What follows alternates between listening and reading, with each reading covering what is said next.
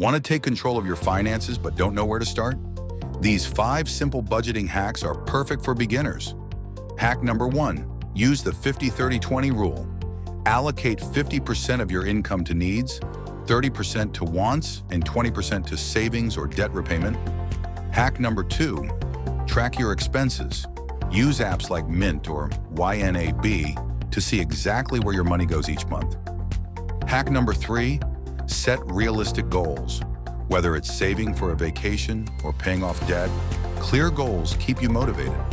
Hack number 4, plan for irregular expenses.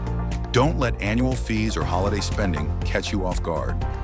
Budget for them in advance. And hack number 5, review your budget regularly.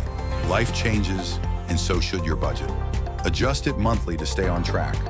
Budgeting doesn't have to be overwhelming. Start small and build from there. Like, comment, and subscribe for more personal finance tips.